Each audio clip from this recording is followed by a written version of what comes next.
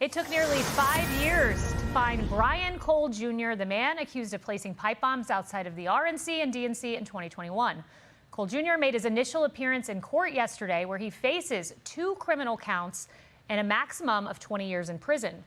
For years, we have had the very surveillance video that you're looking at. You see the suspect wearing a face mask, a gray hooded sweatshirt, black gloves. At approximately 7:54 p.m., he sits down on the DNC bench before placing one bomb.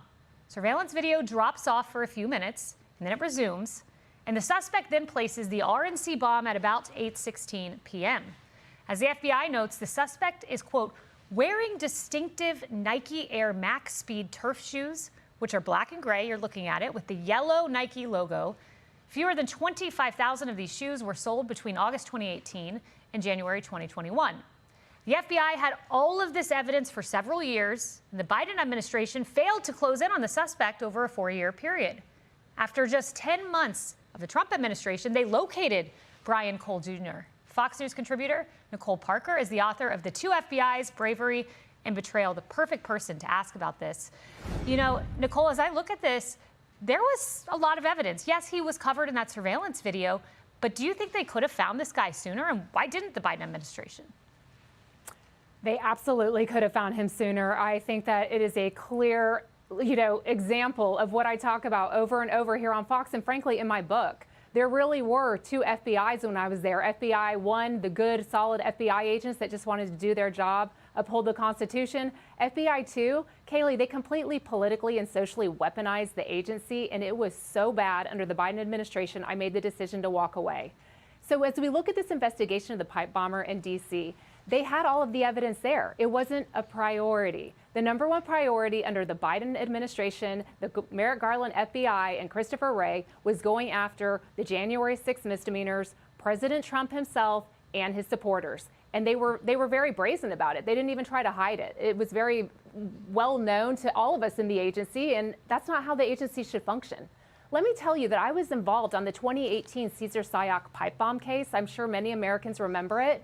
This individual sent over a dozen pipe bombs to very high-level Democrats. It caused the evacuation of the Time Warner building in New York. It was very egregious. It was awful. But do you know how long it took the FBI to solve that case? 4 days. From the moment that we had the evidence and the first pipe bomb was discovered, 4 days, that man was in handcuffs under the first Trump administration. And I'll tell you right now, the victims of that crime, they were all Democrats. Did President Trump sit back and say, you know what, those are my political opponents, so we're not going to go find the suspect in this? Absolutely not. And he applauded the work of the FBI agents back in 2018 and said, this individual deserves to go to jail, and he did. And that is the right way that the FBI should function. Lady Justice must be blind, justice must be served, no matter what side of the political spectrum you're on, and things need to happen in a fair way. You've got the evidence, do the investigation. Yeah, it seems rare a suspect just roams around for 5 years unnoticed. I do want to get to this quickly. This was a big arrest that happened yesterday. Didn't get a ton of attention, deserves to get a lot of attention. This is an individual. Here he is. We'll pull him up. He is accused of multiple sexual assault and serial kidnapping allegations. I was reading about one case, a 15-year-old he met on a dating platform. You see him there. He met this girl on a dating platform, takes her in a car, a gun is put to her head, all kinds of horrid sexual acts performed. You can imagine. But what strikes me about this 28-year-old had been sentenced in May in unrelated sexual assault cases, but under a plea agreement, a judge allowed him to serve no prison time. How much more do we have to hear? No prison time, and then they go on to harm mostly young women.